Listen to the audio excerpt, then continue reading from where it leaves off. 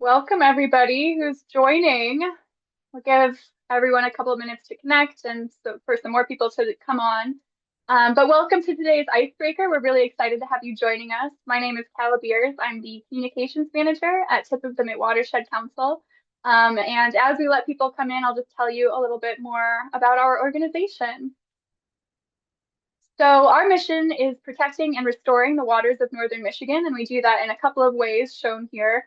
The first is through education, so providing hands-on learning opportunities for students, hosting community programs like this one, and just helping people better understand how their actions connect to water.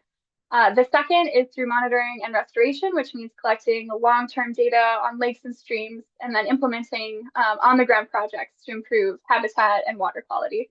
And third, through policy and advocacy, so working with local and state decision makers to support smart water policies, basically. Here is a map that shows our service area, and it has some markers on there for projects that we completed in 2025 if you want to take a look. And I also want to say that the waters that we work to protect are within the traditional homelands of the Anishinaabe, and we will continue to work alongside them to honor and protect this area for the next 7 generations. And last thing before we get into it is a couple of housekeeping rules. The first is that everyone will remain muted during the presentation to avoid any disruptions. Second is that you can use the chat feature to send us questions. We'll kind of hold those to the end to ask Abby. And then lastly, we're recording this and it's going to be up on our website. So I think with that, I'll switch it over to Heather and Abby and we can get going.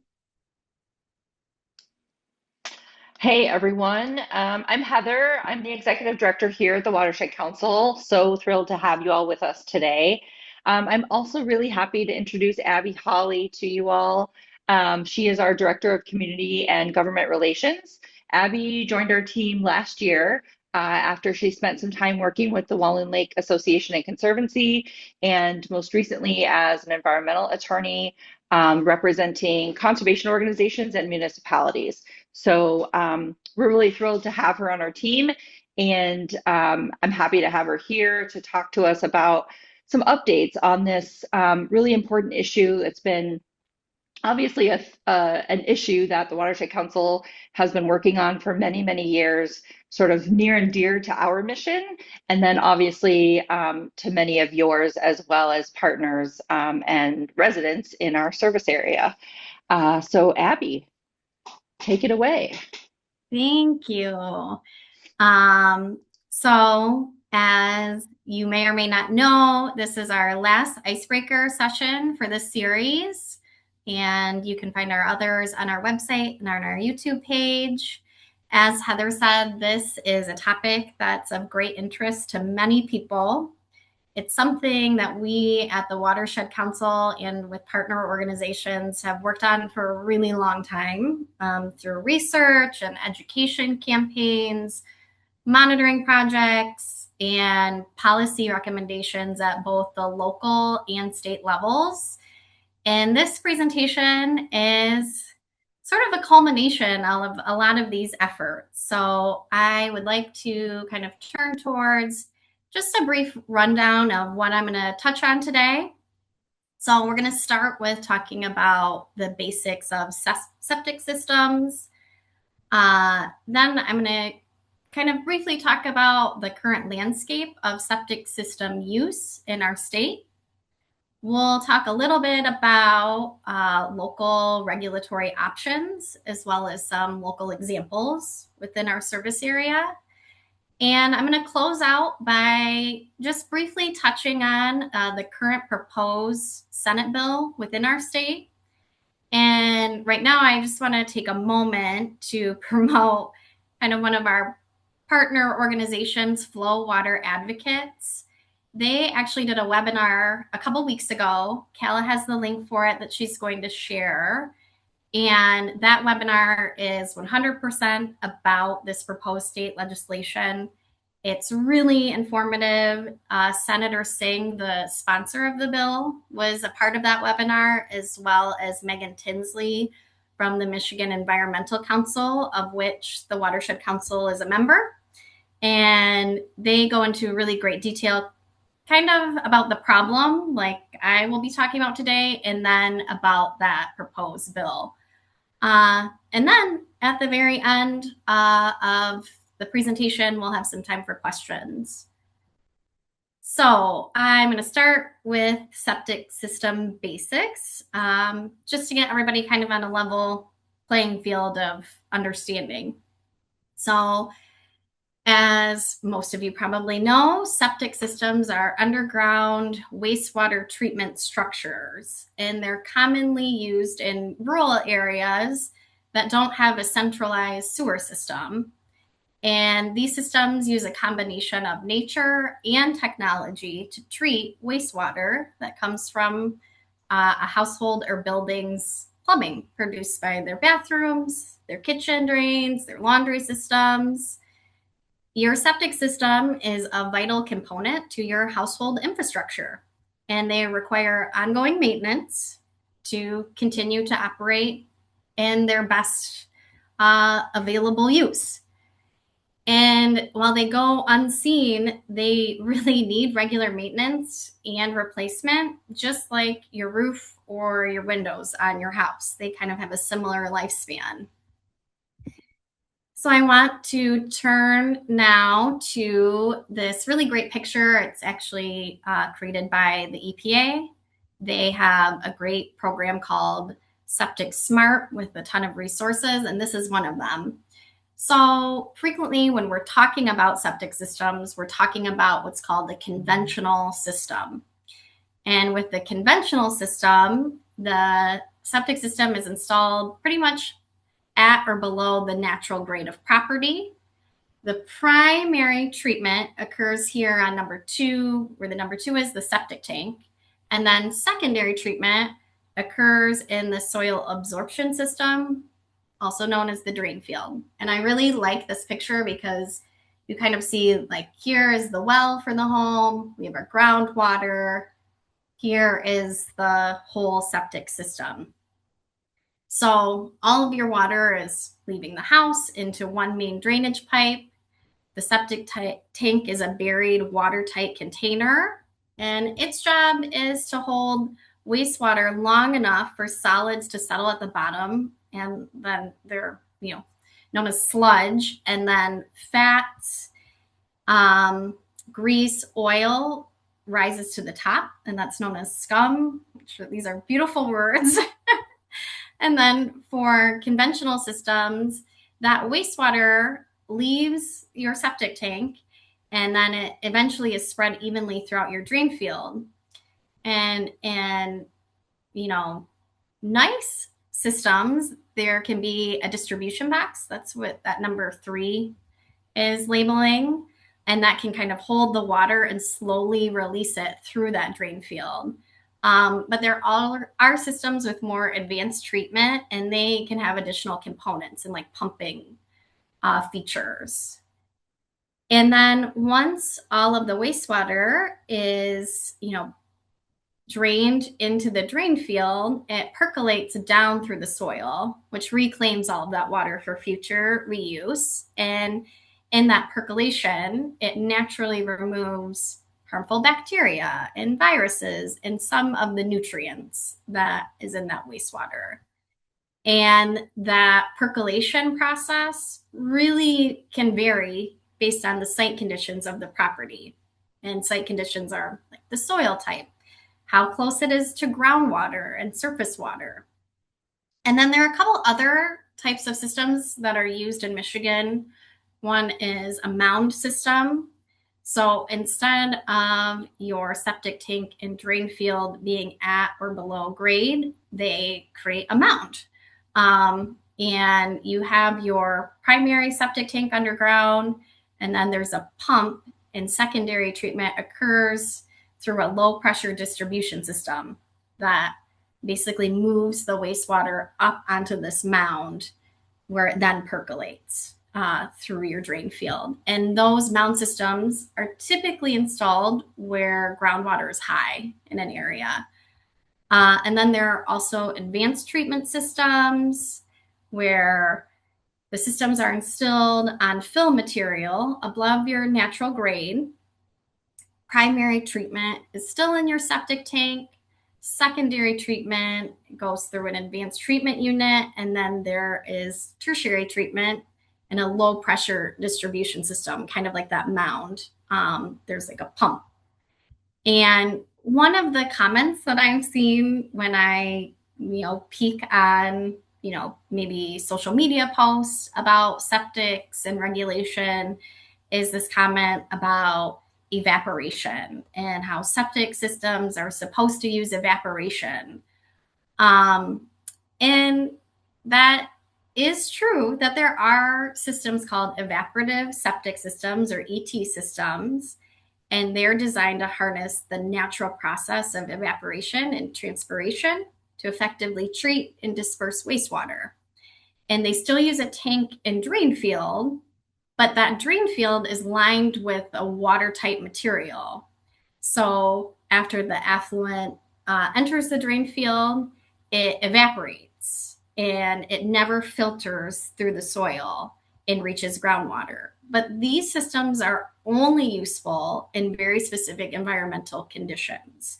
So the climate has to be arid, there has to be adequate heat and sunlight, and they work in really shallow soil. But they will fail if it rains too much or if there's snow. So they don't work here in Michigan, despite what some people might say on the internet. I mean, we just don't use them. So this is kind of a cross section of what a septic tank looks like. They're usually made of concrete or fiberglass, and its job is to hold wastewater long enough to allow those solids to settle on the bottom and create that scum layer. And a decent system actually has two compartments, and then they have these T-shaped outlet and inlet pipes that prevent waste from leaving the tank or traveling back towards the building. Typically, we see septic tanks at least 10 feet or more away from that sanitary drain leaving the home. And then as part of these tanks, you'll see that we have these baffles and a filter, and we have inspection ports and access ports. So we can open the inspection port and make sure that the baffles are operating correctly, that that filter is doing okay. And then there's a larger port that you can actually open up and reach inside the tank to see what's really going on. And it's really important to keep these baffles and filters operating correctly because if they fail, then what we see is this sludge and scum buildup enter the drain field or clog this outlet and cause issues.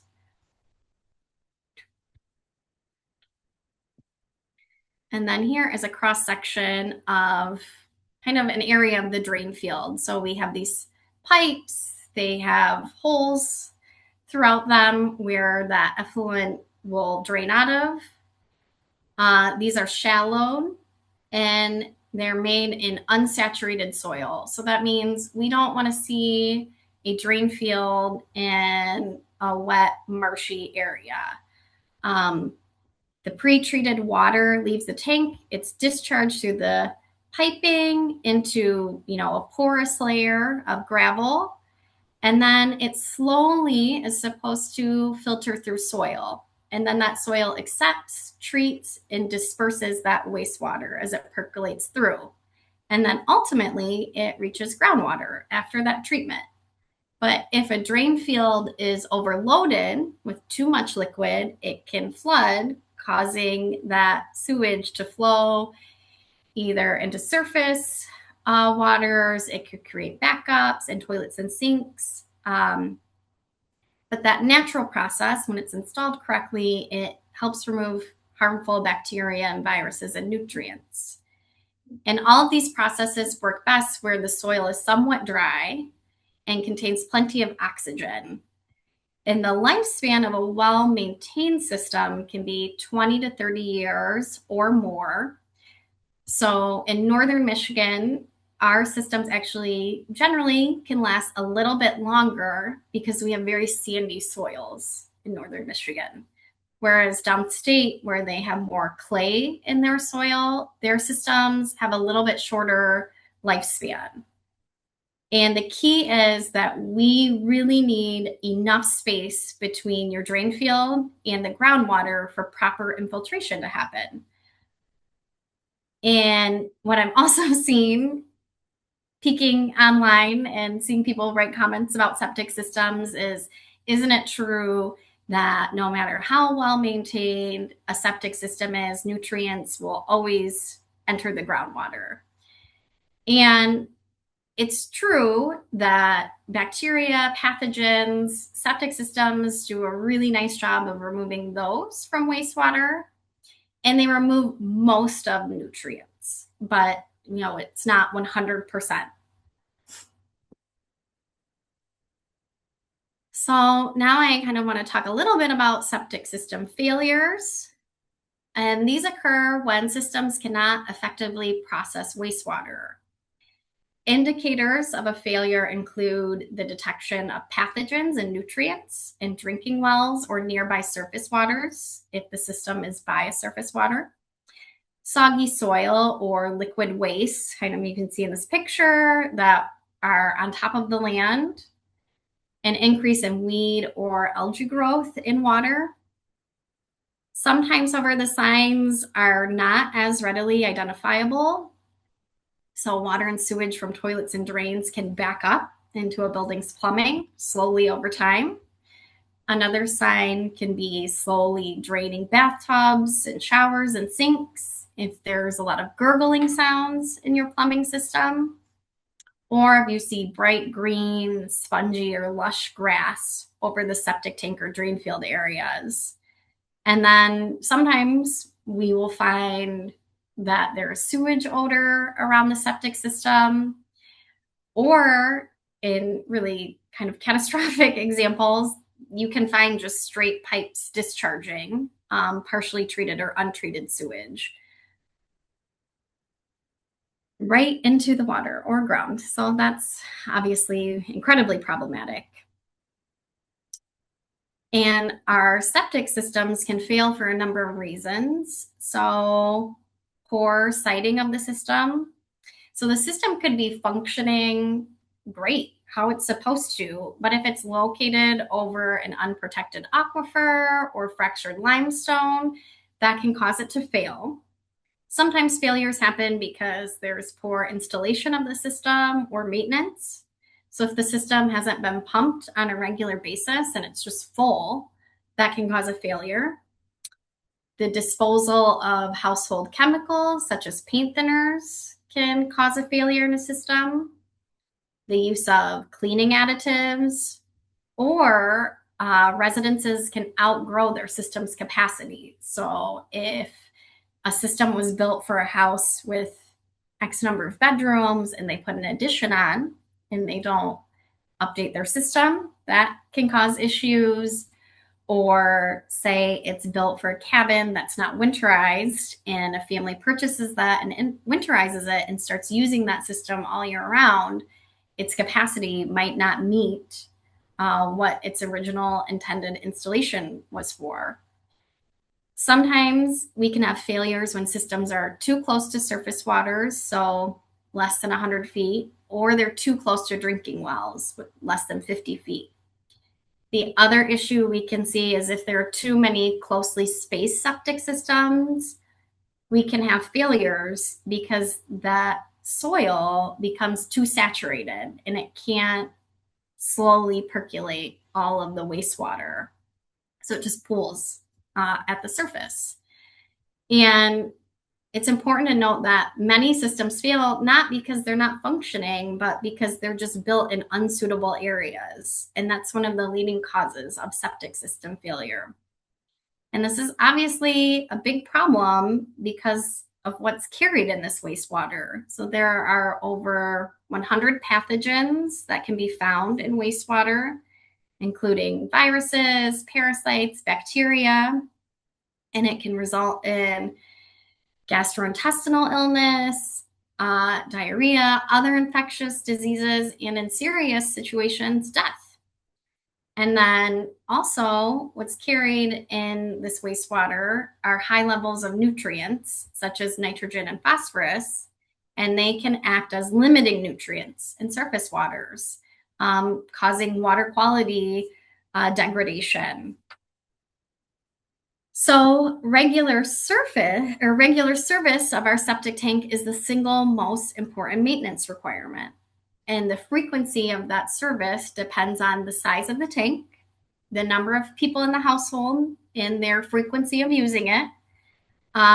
It depends on whether the occupants are minimizing the release of unnecessary solids into the wastewater. But as it currently stands, the EPA recommends an inspection about every 3 years, and most systems require pumping every 3 to 5 years. And then it's always recommended that you use a licensed, reputable septic tank pumping company because they can help determine when you need to pump. And part of that is we want them to function properly, which means there needs to be a buildup of helpful bacteria in the septic tank to help break down the material. So if you're pumping too frequently, you prevent that breakdown from occurring. And then your septic tank isn't operating as intended. So a company can initially just periodically check your system to determine the rate of solid accumulation and then design appropriate pumping schedule. And then I just want to note, you should never use the special products to enhance the operation of your septic tank. And, they can claim that they might improve your septic tank maintenance or reduce the need for pumping, but they actually haven't been found to make a significant difference in a positive way. And some of them can cause solids to be carried into the drain field. They can lead to premature clogging of the system. And then some of them contain organic solvents that can actually contribute to groundwater contamination.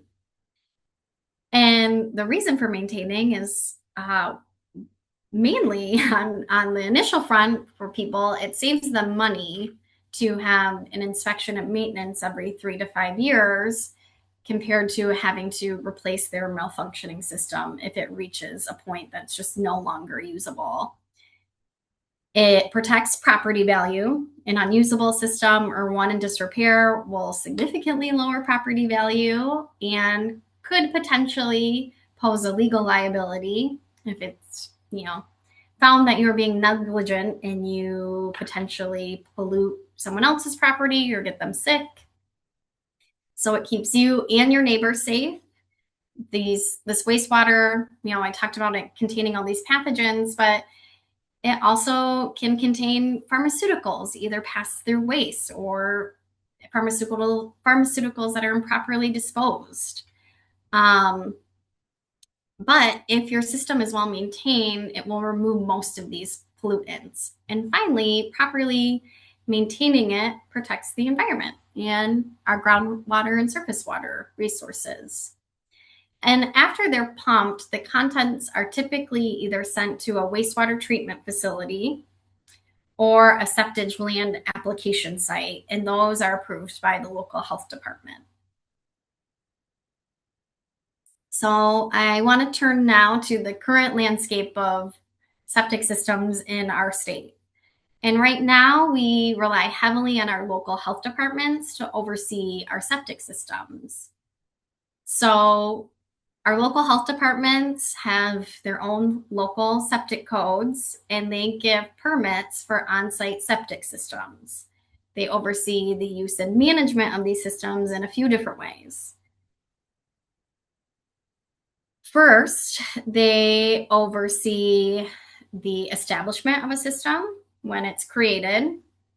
They can oversee septic systems for real estate transfers. They can evaluate replacement or upgraded systems. They can evaluate a system at an owner's request, and they can test residents' well water at their request as well. What they require is that a septic system is properly sited, that the system is designed properly and installed correctly. They can also assure proper maintenance if it's reported that there's a failing system. So some of the approval criteria they look at when a septic system is established is that the soils are acceptable, that there's enough separation from the groundwater and the system, that it's isolated from surface and drinking water. And they want to make sure that the design is big enough for the building being put in. Typically, they look at the number of proposed bedrooms and determine the adequate system capacity based on that. The complication is that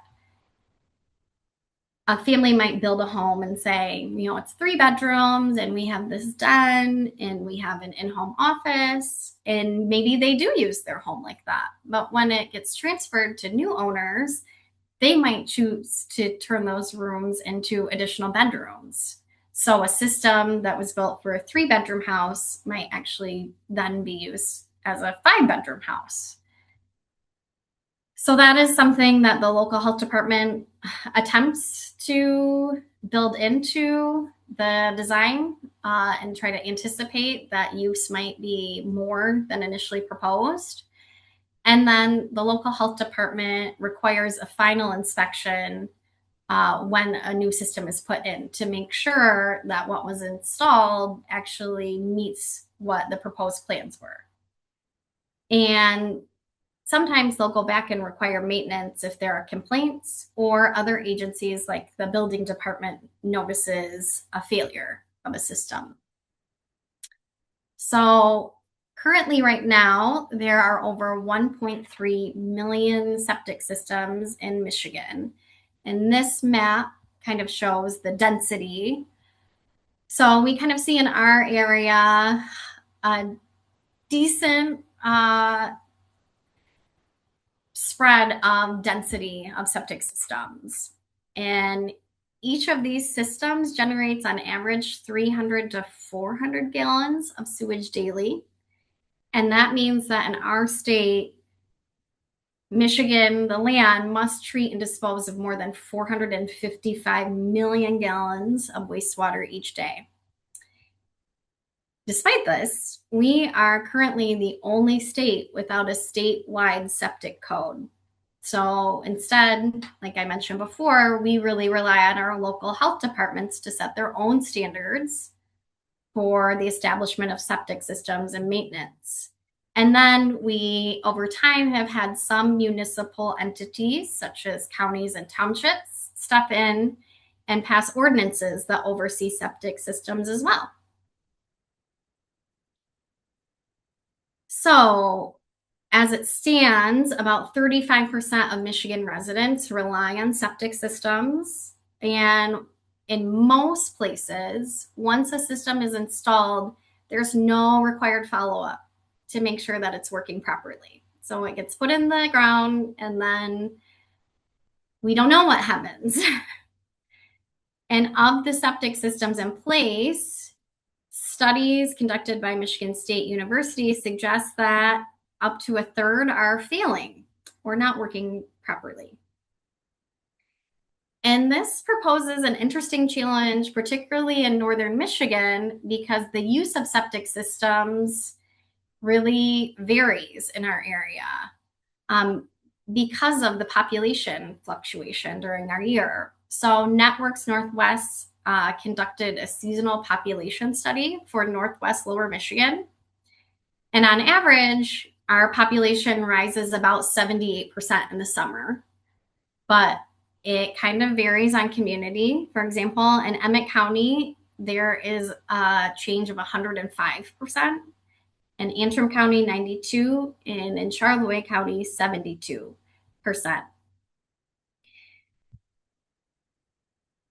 And that peak happens in July. And what this study found was that roughly 82% of these overnight visitors stay at traditional accommodations, so like hotels, motels, and campgrounds. But the remaining percentage stay at short-term rentals. And on a monthly basis, our region averages roughly 4,300 short-term rentals in Charlevoix County. And so this is one area that we don't really know the full picture, but we know that these systems are probably being overused, and we don't know if maintenance is keeping up with that use. And the potential impact of the failing systems and our lack of knowledge about it is pretty staggering. So over a decade ago now, in June of 2015, there was research published of a study done by Michigan State University, and they used microbial source tracking tools. So they explicitly were looking at human E. coli samples, or looking for human E. coli samples, not E. coli from other animal sources. And they used these tracking tools to show that pollution arriving from septic systems is much more severe than we previously realized. So they, in the Lower Peninsula, tested 64 different rivers, and 100% of them tested positive for human E. coli. So that leads to the conclusion that without regulation at a state level, septic system failures often go undetected until there are serious impacts. And while this local sanitary code does provide for circumstances in which health departments can inspect, we really need more proactive inspections that can help prolong septic system lifespans and catch malfunctioning systems before they continue to contaminate water in our state. So I'm going to touch a little bit on what has been done in our service area. So local governments can play a really important role currently because we don't have a statewide code. And while the local sanitary code is administered by the health department, local governments can implement regulations requiring additional protections for water resources not covered by our local health departments. So for example, townships have passed what are called time of transfer or point of sale ordinances that require inspections for properties being sold. They can pass septic system provisions in their short-term rental ordinances. So a lot of these short-term rental ordinances basically set up a permitting process. If you want to operate a short-term rental, you have to apply for a permit.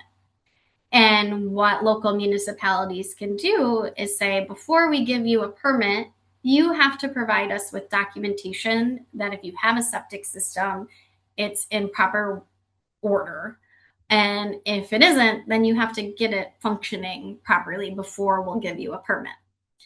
Local municipalities can also start setting up more sewer systems, and they can utilize setting up special assessment districts that leverage funding and make sure that more people can further hook up to their sanitary sewer systems. But there are obviously a lot of barriers and limitations to having more ordinances.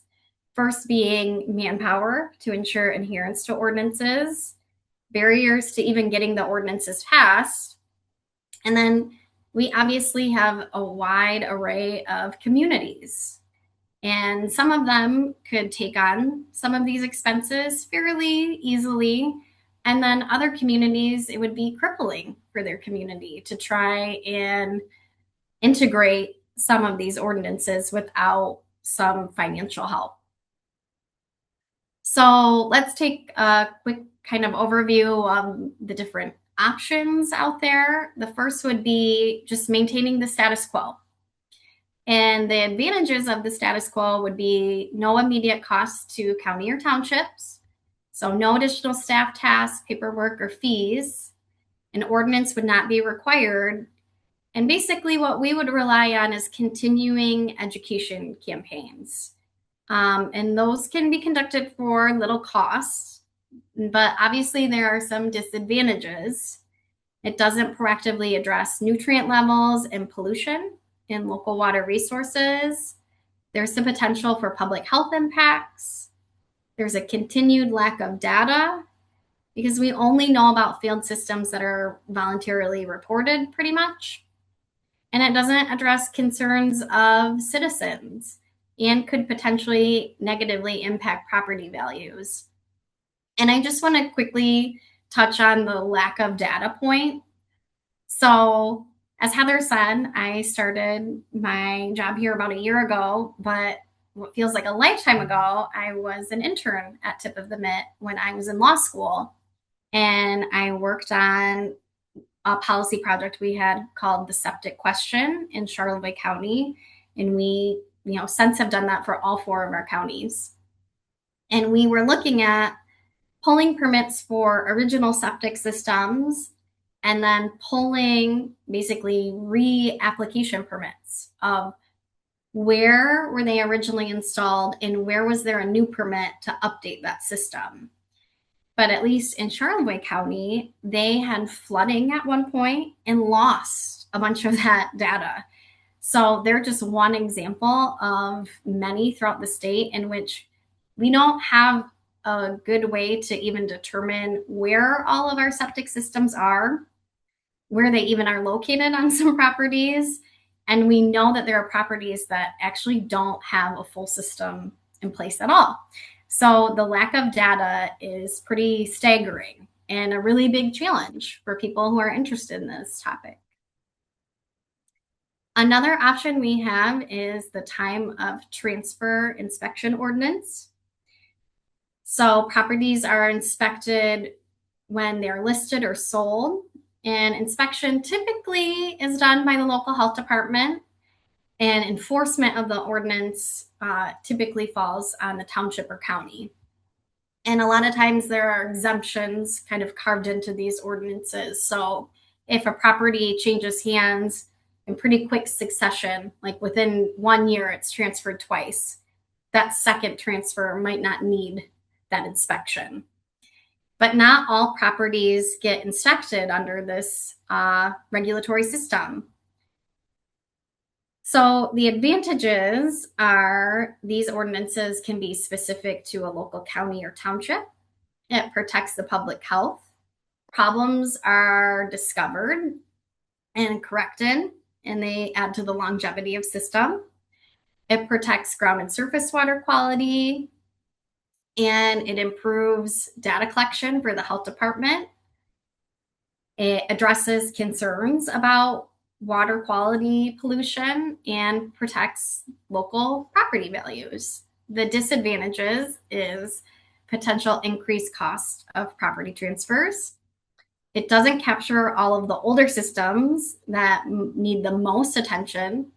It requires the passing of the ordinance, and it requires setting up a process to implement the ordinance. And one thing that I've heard people say before is, don't mortgage companies require septic inspections before giving a mortgage? And the answer is that might be true for some, but there's nothing that requires this. So when you have an inspection before buying a house, you can request a septic inspection, but it's certainly not required. I kind of compare it to when you get a mortgage companies don't even require you to get title insurance, which helps flag that the person selling it actually owns the property and that they own everything they say that they own. Mortgage companies don't require you to get a survey of the property so you understand what the boundaries and parameters are. So they certainly don't require a septic inspection every time either. The next option would be a mandatory pumping ordinance. So these would require all systems pumped on a set frequency, for example, every 5 years. But only pumping is done, not inspections. So pumping frequency might not be beneficial. And then you also have to contend with the volume of waste that's being pumped all at once. So some of the advantages, again, it could be specific to the local county or township, protecting public health. It would capture those older systems and potentially help maintain newer systems. It would protect ground and surface water quality. addressing concerns of local citizens, protect property values, and then there's software out there that can be used to track the schedule. But again, the disadvantages are increased cost to property owners if they haven't maintained their systems, a potential to be arbitrary if it's not scheduled correctly, according to the actual use of a property, and that could result in pumping too often for the best operation of the system. And then because it would be just pumping and not an inspection, it could actually result in not identifying and correcting underlying problems. Another disadvantage would be that you'd have to go through the process of actually building out and passing the ordinance and requiring a process to implement that ordinance as well. Our last kind of option is the mandatory inspection ordinance. So all properties are inspected at set intervals, and the entire system is evaluated, not just pumping, but we're looking kind of from drain pipe to drain field. But you need a lot of manpower to conduct all these inspections. The advantages, again, are it can be specific to the local county or township, protects public health. It, again, captures those older systems that are most critical, helps maintain newer systems, protects ground and surface water. It avoids that arbitrary pumping schedule, addresses concerns of citizens, helps protect local property values. And again, there's software out there that can help track when certain properties are up for that mandatory inspection. The disadvantage is increased cost to property owners, requires passing an ordinance, requires setting up that process of how you're going to implement it. And you're going to need staff and people who are able to go out and do these inspections. And these inspections would be conducted by either certified third parties and or local health department staff.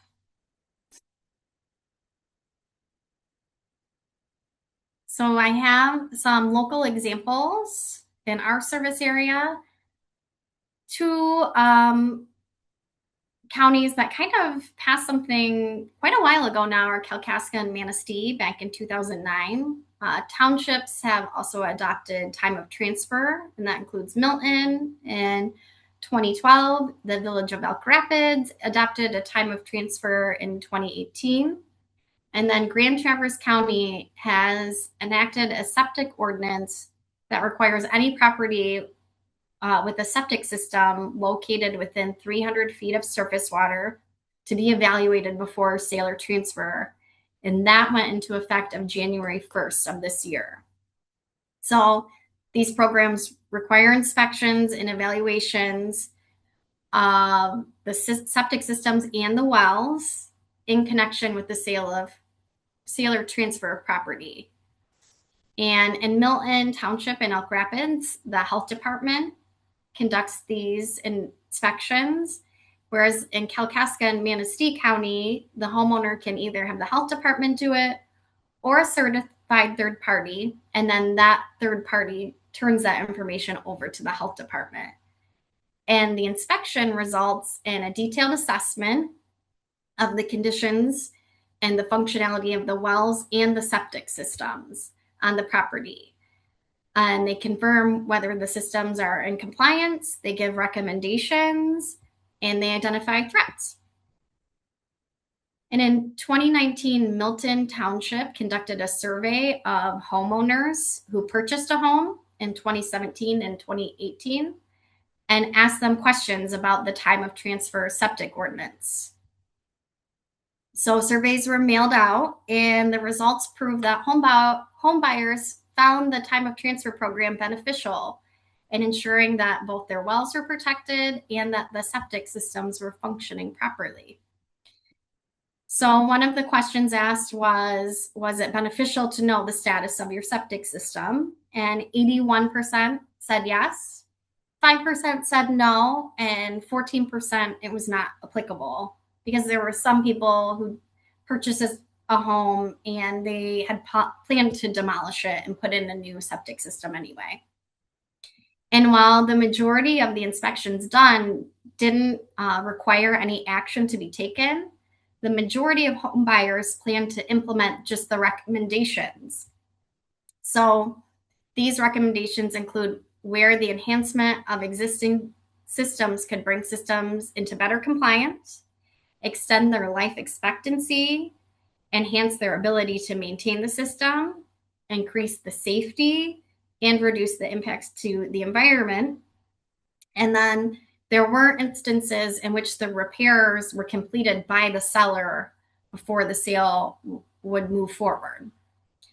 And then when these homebuyers were asked whether the time of transfer program should continue, 76% said yes.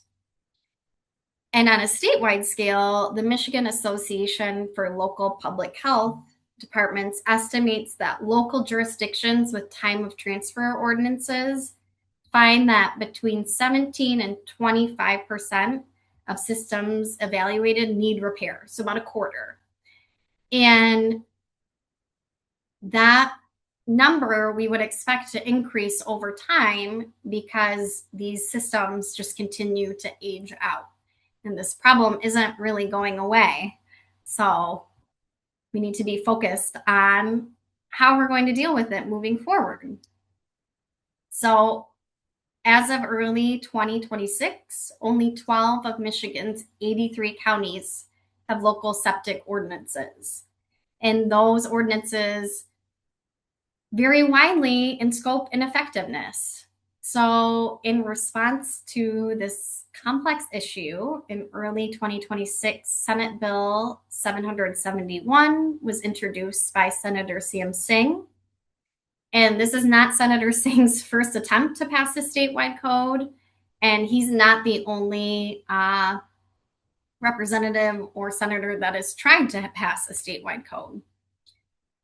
So this proposed statewide framework would do a few things. First, under the code, EGLE would be required to develop uniform standards for the design, installation, maintenance, and repair of septic systems. And that would replace kind of our fragmented local oversight. We would just have consistency across the board. Second, the bill would require system evaluations on a predictable schedule. So it would be that septic inspection on a set interval. The way that the bill is drafted is that older and higher risk systems must be assessed within 10 years of the bill. And then all systems must undergo evaluation every 10 years thereafter. So this ensures that failing and undocumented systems are identified. And I will say that the Watershed Council, along with other environmental groups, provided testimony when this bill was introduced and support, asking that that 10-year time frame be shortened, first for the initial inspections for our high risk, and then for all other systems. Because as I mentioned, the EPA actually recommends every 3 years. So 10 years is a very long time to go between inspections. Another provision of the bill would establish a technical advisory committee made up of engineers, health officials, wastewater professionals, and that committee would guide EGLE on technical standards for systems, evaluator qualifications of who would be going out and inspecting them, and then they would also look at emerging technologies. So basically considering, are there better ways for us to be treating wastewater, and what type of new technology do we want to say is okay in Michigan? The bill would also establish a statewide database to track system locations, their evaluation results, thus improving transparency and coordination between local health departments and EGLE. And finally, the bill still has local health departments as central pieces to implementation of oversight, and it would give them clear duties for permitting, inspection, enforcement of the law, and homeowner support. But it's also important to recognize that no solution is going to meet all of the wishful criteria that we have in mind. We understand that this is a sensitive topic in regards to the potential financial impact on homeowners and local municipalities and health departments. So any solution would ideally include funding to assist these different entities in repairing and replacing the systems and getting a broader database and tracking system in place. So with that in mind, we have about 10 minutes left, and I will open it up to questions.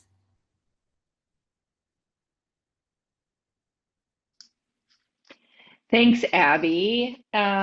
Super interesting. You covered a lot of ground. So we might just need to give people a few minutes to think about some questions. But I wanted to maybe just pose a thought for discussion and welcome folks to chime in the chat as well.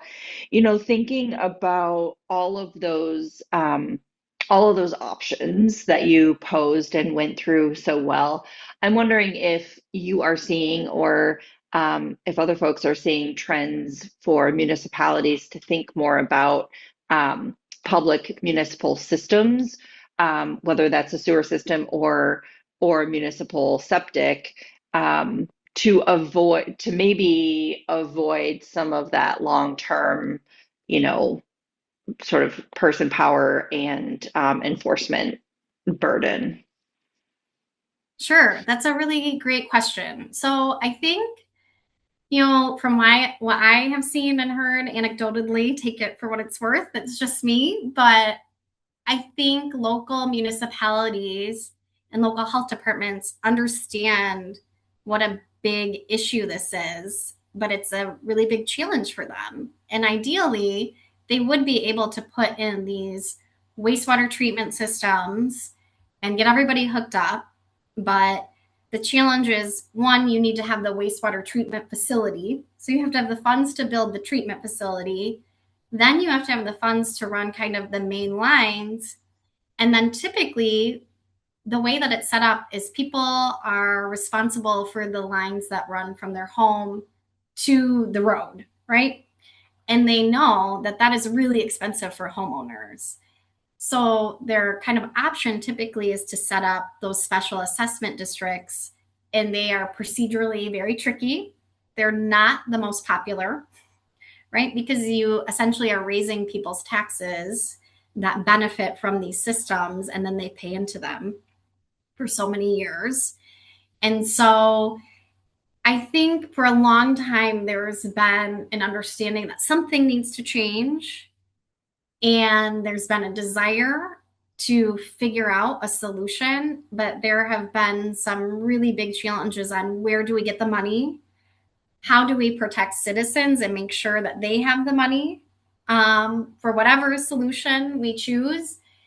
And how do we have the manpower even to oversee a new ordinance or oversee inspections or get all these systems hooked up? But I try not to be hyperbolic, but I really do think that we're reaching a pinnacle of potentially seeing some really bad fallout from just continuing to allow these systems to exist, either without maintenance or beyond their lifespan. And I just remind myself, what gives me hope is that 49 other states have figured this out. And we are a very capable group of people. We have a lot of tools at our resource or at our reach. There's a lot of really smart people that have been working on this a long time. And so I genuinely think that there are some solutions out there that we could achieve, and we could build out some offset for our local health departments, municipalities, and citizens. And I'm excited to see that happen, hopefully sooner rather than later. Indeed, yeah. The will of all of us is obviously there. So we have a question just came in asking about whether if a system is used only seasonally, does that off season kind of rest period help extend the life of the system? If all the other maintenance things are, up to snuff? Sure. That's a really good question. And from what our understanding is that it does, it can extend the life of the system because it's not constantly being used. And my understanding is there's nothing wrong with it just sitting, being unused. So that is one of the kind of interesting components that I had mentioned about being kind of in a resort community, is that we have a lot of these older systems that weren't built for full-time use, full year-round use, and that has ebbed and flowed throughout the years. And in some ways, there are systems that were built for full-time use and they're not being used that way. So that's good. But we also have the opposite issue where there are systems that were intended for seasonal use that are now kind of full scale and they can't maintain that level of use. Yeah, I think that makes sense. That's a good, and I think that answered the question very well. Um, so you mentioned that and Calla linked to all of those county reports for the septic question project back in 2018, or no, 16, 17, 18. Ooh, it's a while ago. Um, would there be any value to updating those? And I definitely I recognize that, your comment about Charlevoix County having sustained the building itself having sustained flooding, and so records were lost. But if we were to update those, does that help to kind of put forth a regional perspective, right? That kind of all of us can get behind.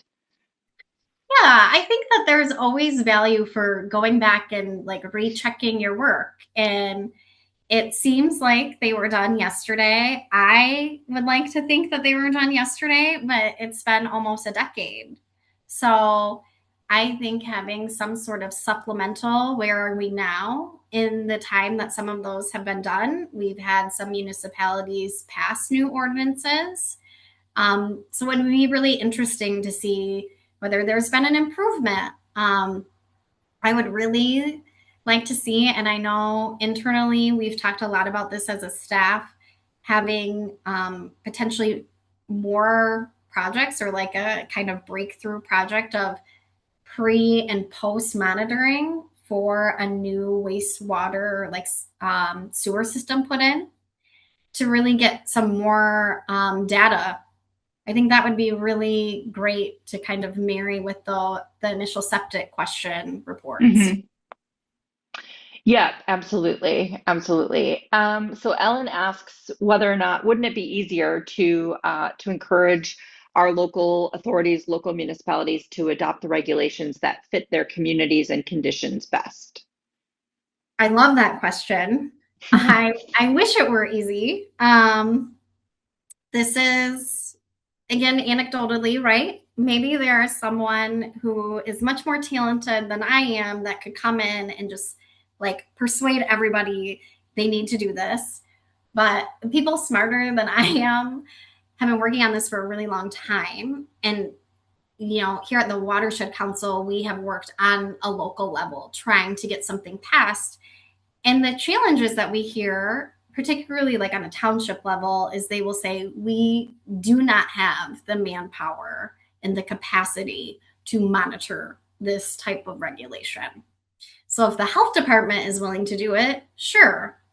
And then the health department says, we don't have the funding or the bodies to oversee incredibly complex or stringent maintenance schedule or these types of ordinances.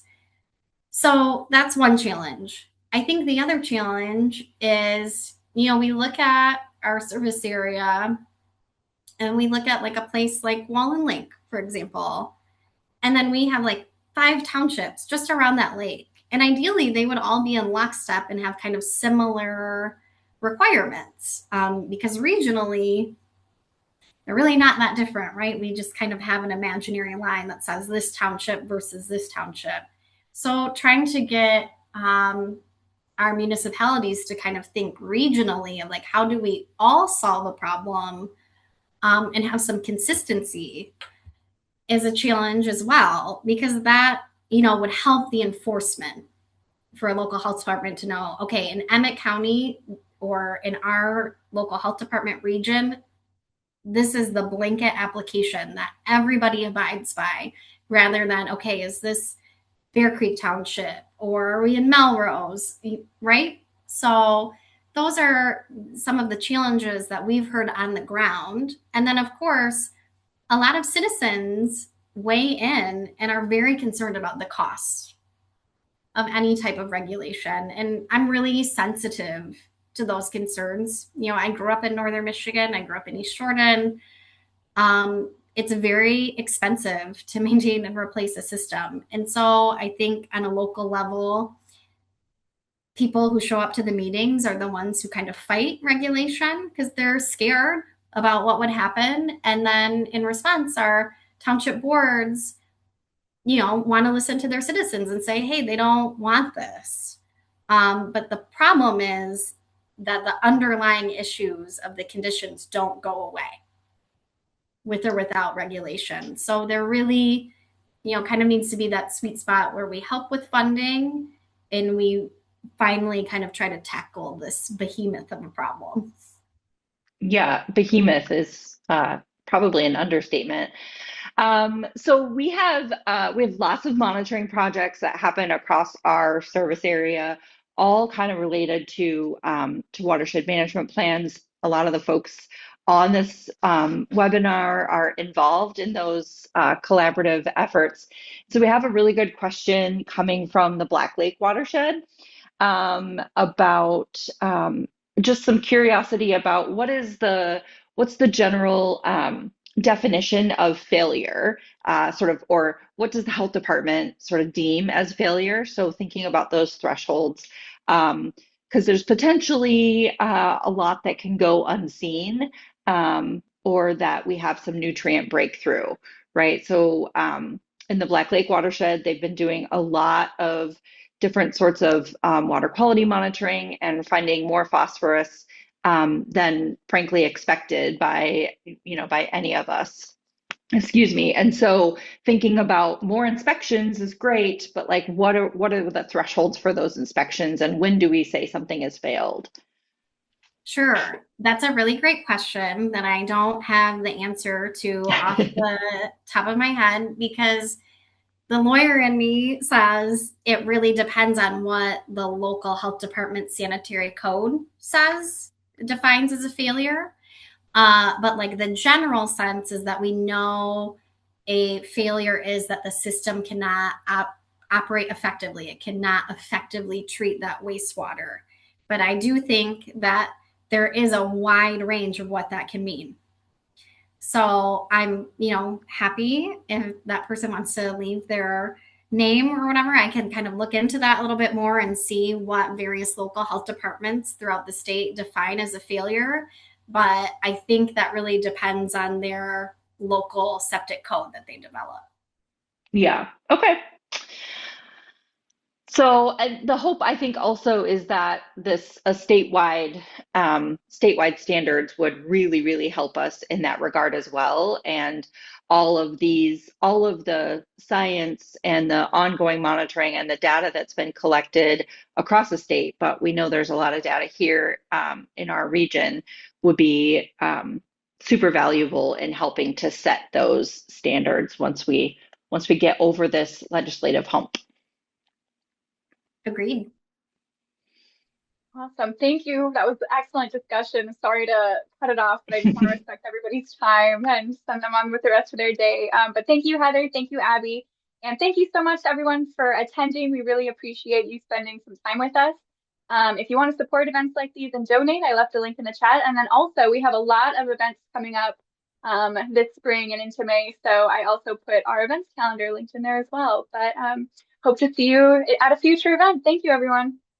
Thank you.